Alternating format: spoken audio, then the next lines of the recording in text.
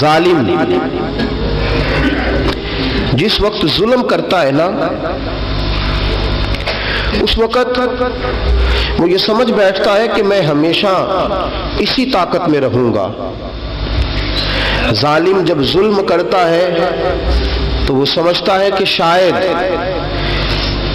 یہی قوت، یہی طاقت، یہی جوانی، یہی اقتدار یہ قائم رہے گا، لیکن کبھی ظلم کا راج قائم رہ سکا نہیں، رہتا ہی نہیں۔ یزید نے ظلم کی حد کر دی، جب تخت حکومت میں بیٹھا تو ظلم کی حد کر دی،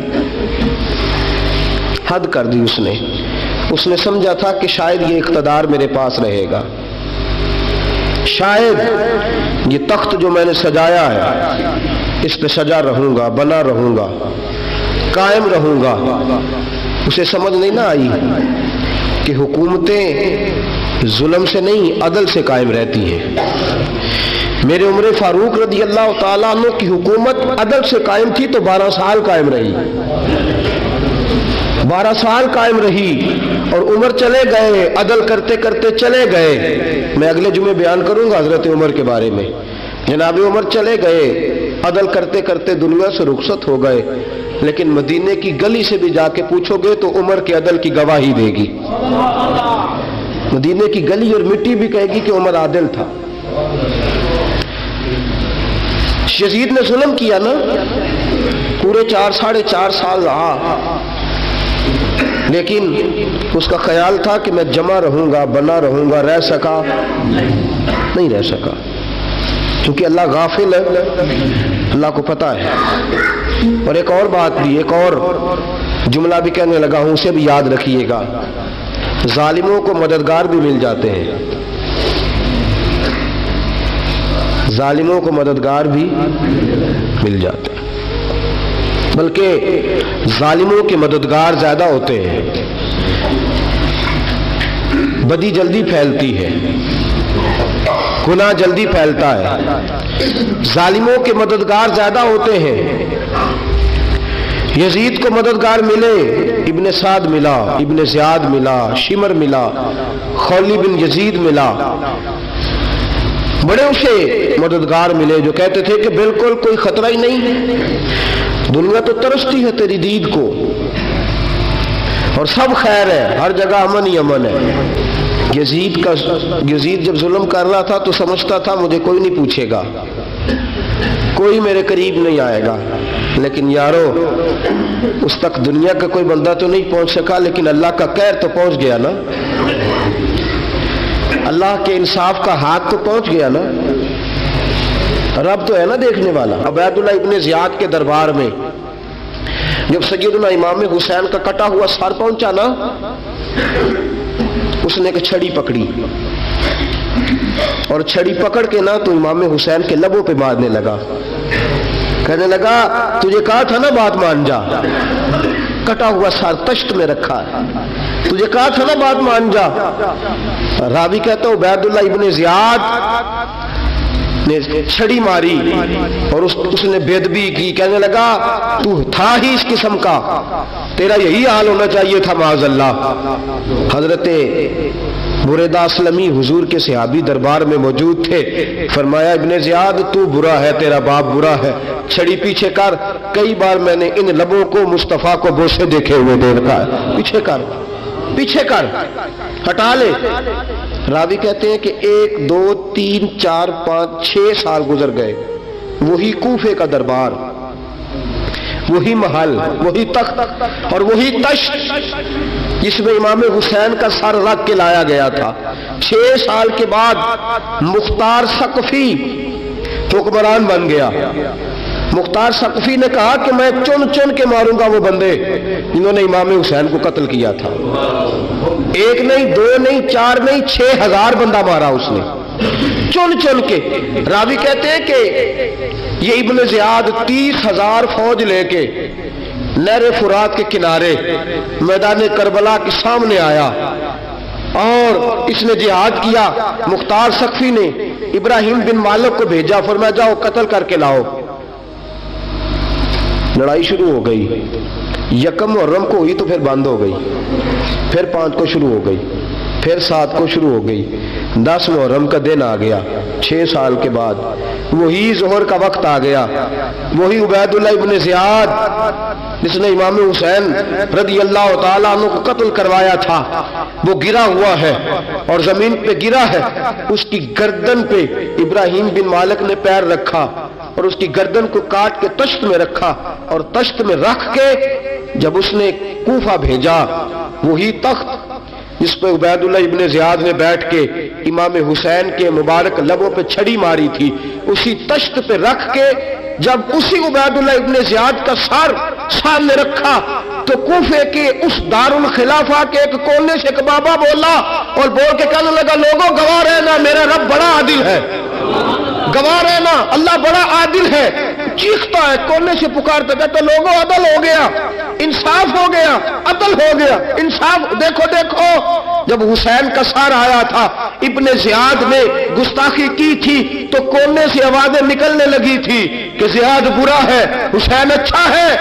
آج ابن زیاد کا سار آیا ہے، آواز پھر کونے سے نکلی ہے، لیکن آواز کیا گونج رہی ہے؟ آواز پھر وہی گونج رہی ہے، زیاد ابن زیاد برا تھا، حسین کو اللہ نے بڑی عزت عطا فرما رکھی۔ مکافات عمل، مکافات عمل، اللہ غافل نہیں ظالم جو کام کرتے، اللہ غافل نہیں۔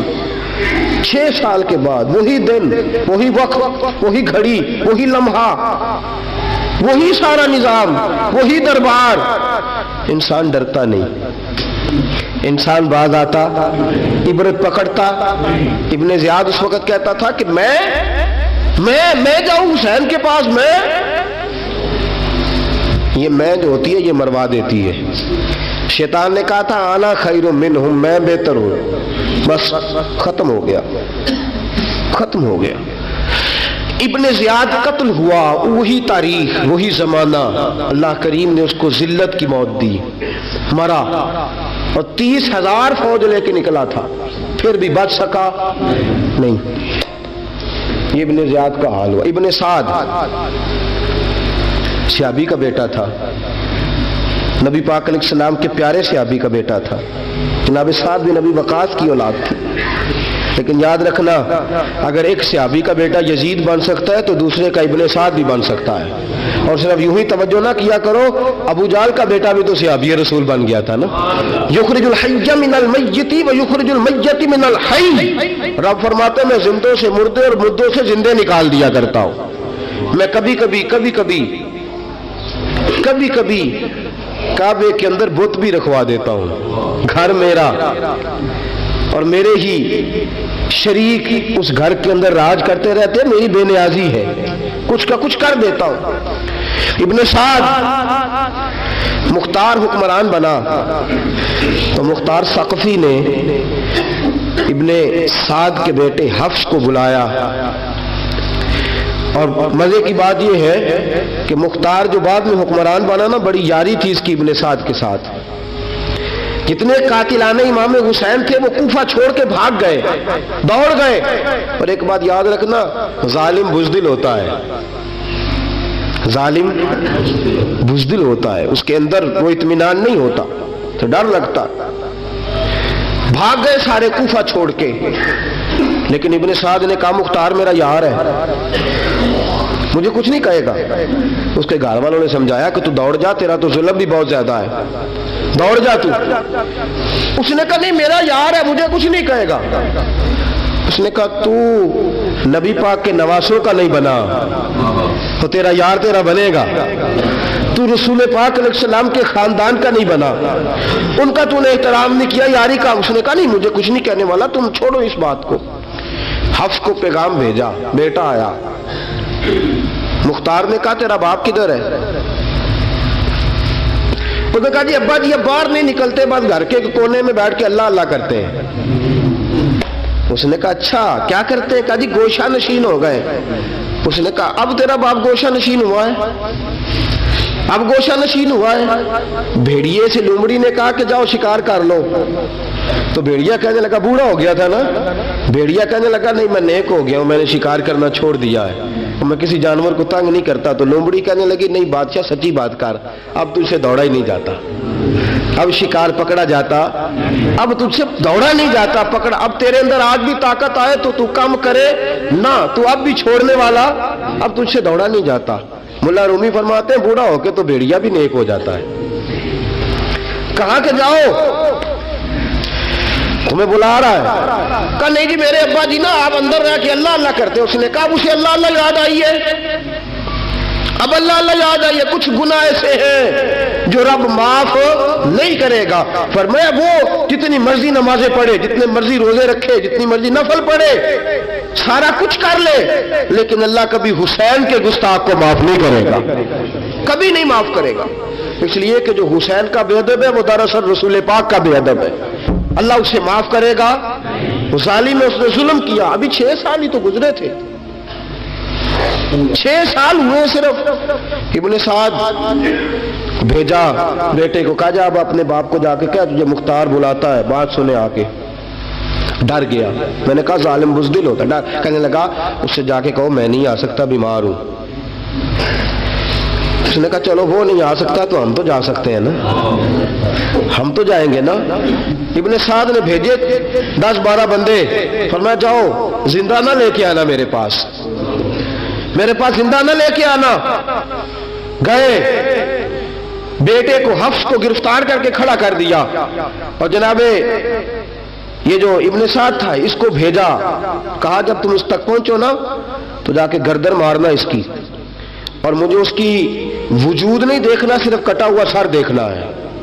گئے، جا کے اس کو پکارا، کہا مختار نے بھیجا ہے مارنے کے لیے۔ کہنے لگے مختار مجھے نہیں مار سکتا، میرا یار ہے۔ ابن سعد کہتا ہے مختار مجھے مار سکتا، میرا یار ہے۔ ان فوجیوں میں سے ایک فوجی کہنے لگا اگر تو محمد کے نواسے کو مار سکتا تو تجھے بھی تیرا یار مار سکتا ہے صلی اللہ علیہ، اگر تو رسول پاک صلی اللہ تعالی علیہ وسلم کے نواسے کو قتل کر سکتا ہے، تو نے نبی کا حیا نہیں کیا، وہ یاری کا حیا کیوں کرے؟ تو نے ظلم کیا ہے، اب دیکھ تیرا حال کیا ہوتا ہے۔ گرفتار کر لیا، منتیں کرتا رہا۔ تاریخ ابن سعد کو بتا رہی تھی کہ ابن سعد تو ہاتھ باندھتا ہے، پاؤں پکڑتا ہے، ذرا یاد کر میدان کربلا، میدان کربلا تجھے اپنی باری آئی ہے تو تو ہاتھ باندھتا ہے، میدان کربلا یاد کر۔ حسین نے بھائی کی بھی لاش اٹھائی تھی، حسین نے جوان بیٹے کی میت بھی اٹھائی تھی، 6 مہینے کا علی اصغر بھی اس کی گود میں دم توڑ گیا تھا، اس کی بیٹیاں پیچھے تھی، بہن پیچھے تھی، بھانجیاں پیچھے تھی، بھتیجیاں پیچھے تھی، لیکن حسین نے ایک بار بھی ہاتھ نہیں باندھے۔ یہ کون ہے اٹا ہوا، غبار سے پھٹا ہوا، ہزاروں کوفیوں کے درمیان وہ اکیلا ہی ڈٹا ہوا، یہ بال یقین حسین ہے، نبی کا نور عین ہے۔ فرمایا یہ وہ میدان کربلا بھی یاد کرنا، تو ظالم تھا نا، معافیاں مانگ رہا ہے۔ حسین رسول پاک کے نواسے تھے، ایک بار بھی معافی طلب، دیکھ منظر یاد کر۔ ابن سعد کا ایک ہی بار میں سر قلم کیا، ایک ہی بار میں۔ امام حسین پہ تو پہلے 82 زخم لگے تھے تلوار کے، 82 زخم تلوار کے، نیزوں کے، اور کئی نیزوں کی انیاں امام حسین کے وجود میں ٹوٹ گئی تھی۔ امام حسین رضی اللہ تعالیٰ عنہ پہلے ڈٹے رہے، جمے رہے، بڑی دیر کے بعد گر، پہلے ہی بار میں گر گیا۔ ابن سعد کا کٹا ہوا سر پہنچا تو بیٹا کھڑا تھا۔ مختار سقفی نے کہا کہ تیرا باپ میں نے مار دیا ہے۔ کہنے لگا کوئی مزہ نہیں رہا زندگی میں۔ اس نے کہا چلو ٹھیک ہے تمہیں بھی مار دیتے ہیں، اگر مزہ نہیں رہا تو مار دیتے۔ کاٹ دیا سر اس کا بھی، دونوں سر کاٹے، تشت میں رکھے، اور مدینہ منورہ حضرت محمد بن حنفیہ رضی اللہ تعالیٰ عنہ جو امام حسین کے چھوٹے بھائی تھے، جناب علی کی دوسری زوجہ کے بیٹے تھے، جناب علی کے صاحبزادے ان کے پاس بھیجے، اور بھیج کے کہا کہ لو ابن سعد کا سر حسین کا بدلہ ہے اور اس کے بیٹے کا سر علی اکبر کا بدلہ ہے۔ جب محمد بن حنفیہ کے پاس پہنچے تو آپ نے فرمایا یہ کمینوں کے سر میرے بھائی کے سر کا بدلہ ہو ہی نہیں سکتے، یہ کہاں حسین کا بدلہ ہو سکتے ہیں؟ وہ حسین ابن علی، وہ حسین ابن علی، حسین ابن علی کی شان رفت کوئی کیا جانے، حسن جانے، علی جانے، نبی جانے، خدا جانے۔ وہ حسین ابن علی کہ باپ جنہاں دا ہر میدان اندر لڑدا رہیا سی کل ایمان بن کے، ماں جنہاں دی سجدۃ النساء ہوئے تے نانا عرش تے جاوے مہمان بن کے۔ فرمایا یہ حسین کا بدلہ ہو سکتے ہیں؟ وہ خولی بن یزید، خولی بن یزید جس نے امام حسین کا سر کاٹا تھا، پتہ چلا نا، دیکھیں نا امام حسین کو کتنے موقع ملے تھے کربلا سے جانے کے، پہلے موقع پر ہی اور بن یزید نے کہا کہ امام آپ جانا چاہے تو میں رستے کھول دیتا ہوں، آپ تشریف لے جائیں۔ امام حسین نے فرمایا میں علی کا بیٹا ہوں، دوڑوں گا نہیں، میں دوڑوں گا نہیں، میں نہیں جانے والا۔ خولی بن یزید دوڑ گیا، کوفہ چھوڑ کے دوڑ گیا اور کسی دور دراز علاقے میں جا کے ڈیرا لگا لیا۔ پھر وہاں سے واپس آیا کہ کسی نے کہا امن ہو گیا، آجا، آ گیا دوبارہ کوفے۔ مختار کو پتا چلا کہ آ گیا ہے، پھنس گیا ہے، گھر پہنچ گیا ہے۔ اس کی بیوی جو تھی نا خولی بن یزید کی، بڑی محبت کرتی تھی نبی پاک کے خاندان کے ساتھ، حضور کے خاندان کے ساتھ بڑی محبت کرتی تھی، اور محبت والوں کا انداز پتہ کیا ہے؟ رنگے چمن پسند، نہ پھولوں کی بو پسند، ہم کو ہے وہ پسند جسے آئے تو پسند، یہ انداز ہے۔ انداز محبت یہ ہے کہ نبی پاک کا غلام نہ ہو، سگا چچا بھی ہو تو مانتے نہیں، غلام نہ بنے، سگا چچا بھی ہو تو مانتے نہیں، اور نبی پاک علیہ السلام کا غلام ہو، چاہے حبش کا رہنے والا بلال ہی کیوں نہ ہو، سردار مانتے ہیں۔ یہ انداز محبت ہے۔ وہ بیوی بڑی محبت کرنے والی تھی، اس نے پیغام بھیجا، اس نے کہا آ گیا ہے گھر، بندے بھیجے، کہا جاؤ خولی کو پکڑ کے لاؤ۔ مختار نے کہا جلدی لاؤ، حکمران نے حکم دیا، لاؤ پکڑ کے۔ گئے گھر کے اندر گئے تو چھپ گیا، چھپا کہاں؟ ٹوکرے کے نیچے۔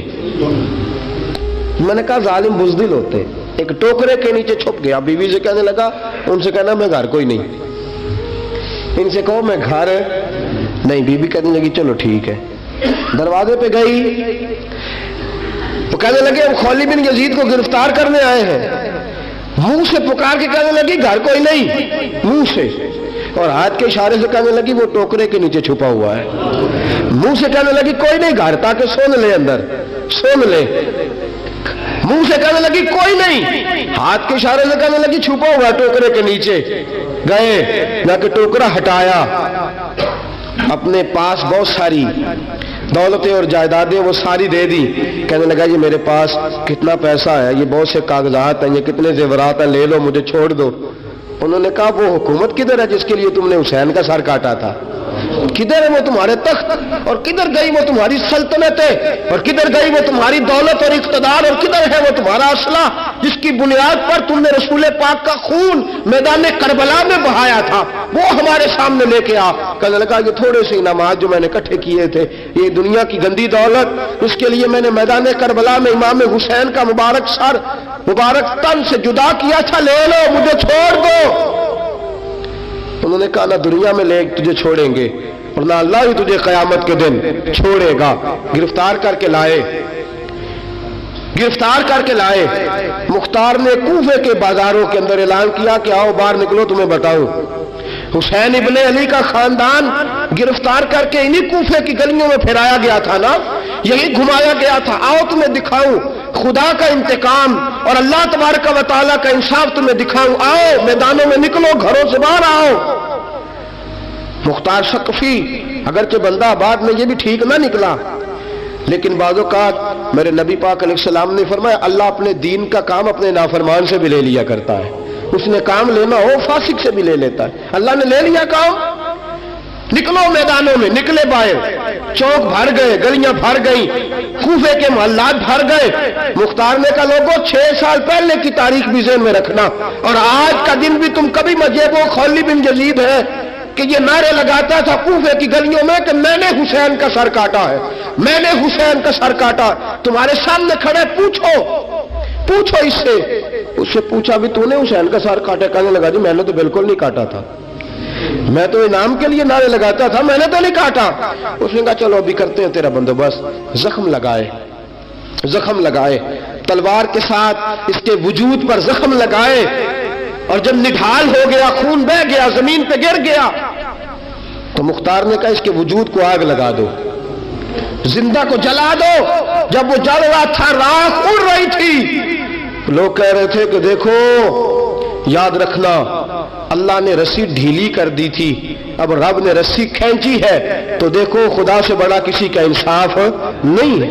کس انداز میں امام حسین کے قاتل کو شمر ذل جوشن، میں نے کہا تھا 10 محرم کے دن جب مختار کے لوگ اس کے پیچھے بھاگے تو مدینہ منورہ تک گیا، حضرت امام زین العابدین سے بھی ملا، انہوں نے پانی بھی پلایا، کہنے لگا امام صاحب لگتا ہے آپ نے مجھے پہچانا نہیں۔ فرمایا میرا سارا گھر اجاڑ دیا، میں تجھے بھول سکتا ہوں؟ کہا پھر پانی کیوں پلایا ہے؟ فرمایا بند کرنا تمہارا کام ہے اور دشمنوں کو پلا دینا یہ ہمارے خاندان کا رواج ہے۔ فرمایا میرا سارا گھر اجاڑ دیا، تجھے کبھی بھول سکتا ہوں؟ بھول ہی نہیں سکتا، لیکن چونکہ ہمارے گھر کا کوئی مزاج ہی تھوڑا منفرد ہے، ہمارا کوئی انداز ہی تھوڑا مختلف ہے۔ شمر دوڑتا امام زین العابدین سے کہنے لگا پناہ، مجھے پناہ ملے گی؟ آپ نے فرمایا جسے اللہ پناہ نہ دے اسے بندہ بھی نہیں دے سکتا، تیرے پاس اب چارہ کوئی نہیں، اس لیے کہ اب تجھے دیکھے نا، یاد رکھنا ظالم دوڑتے ہیں نا، جب ظالم دوڑتے ہیں تو پناہ مانگتے پھرتے ہیں، جب ان کا توتی بولتا ہے تو کہتے ہیں ہم چما دیگرے نیست، ہمارے جیسا کوئی اور ہے ہی نہیں، اور جب رسی کھینچتا ہے اللہ تو پھر بھاگے پھرتے ہیں گلیوں اور بازاروں میں، دوڑے پھرتے ہیں۔ اس لیے کہتے ہیں کہ ڈر کے رہنا چاہیے، ڈر کے۔ آج ان کے ساری شمر کو کہا کہ تو اب تجھے کوئی پناہ دے نہیں سکتا، اس لیے کہ تو اللہ کی پکڑ میں آنے والا ہے۔ شمر دوڑتا دوڑتا ایک گاؤں میں جا کے چھپ گیا، وہاں کے لوگوں کو مارا پیٹا، کہا قبر کسی نے بتایا تو گردن اڑا دوں گا۔ رات کا سناٹا چھایا تو مختار سقفی کا گروہ پہنچ گیا، شمر کو گرفتار کر کے لایا۔ مختار سقفی نے کہا کہ اس کے نا ہاتھ اور پیر باندھو، یہ پانی بند کرتا تھا میرے امام کے بچوں پر، یہ پانی بند، اور نعرے لگاتا تھا، کھڑا ہو کے کہتا تھا کہ امام پانی جانوروں کو دوں گا، درندوں پرندوں چرندوں کو دوں گا، لیکن اگر علی اصغر مانگے گا تو پھر نہیں دوں گا، علی اکبر مانگے گا تو پھر نہیں دوں گا، عباس مانگیں گے تو پھر نہیں دوں گا، اگر زین العابدین مانگیں گے تو نہیں دوں گا، سکینہ شہربانو اور زینب کو پانی نہیں ملے گا، باقی ساری کائنات پیے گی، آپ کو نہیں ملے گا۔ یہ وہی شمر تھا، گرفتار کر کے لایا، 3 دن تک پیاسا رکھا اور زبان اتنی لمبی باہر نکل آئی، العطش العطش کی آوازیں بلند کرنے لگا۔ کہا جناب اس کا کرنا کیا؟ کہا اس کے ہاتھ باندھ دو، پیر باندھ دو، اور جو بھوکے کتے ہیں نا جن کو کئی دنوں سے میں نے بھوکا رکھا ہوا ہے، وہ کتے اس پر چھوڑو، اور جب کتے اس کا گوشت نوچے تو کوفے کے بازاروں میں اعلان کرنا کہ جو نبی پاک کی اہل بیت کا گستاخ ہو اسے اسرائیل بھی جان نکالنے نہیں آتے۔ کتے نوچتے ہیں، تڑپتا ہے لیکن جان نکلتی۔ کہا آؤ دیکھو آ کے یہ ہے میت کسی بے ادب کی، منہ دکھانے کے قابل نہیں ہے، ان کے دشمن پہ لعنت خدا کی، رحم پانے کے قابل نہیں ہے۔ فرمایا دیکھو جان بھی نہیں نکل رہی۔ فرمایا یہ وہ ہے جس کو 2 گز زمین بھی نہیں مل سکی، کتوں کے پیٹوں میں اسے جگہ ملی ہے، یہ وہ تھا۔ تو جناب امام حسین رضی اللہ تعالیٰ عنہ کے خاندان پہ پانی بند کرنے والا تھا۔ میرے عزیزو دیکھو، رب فرماتا ہے کہ میں کبھی کسی ظالم سے غافل نہیں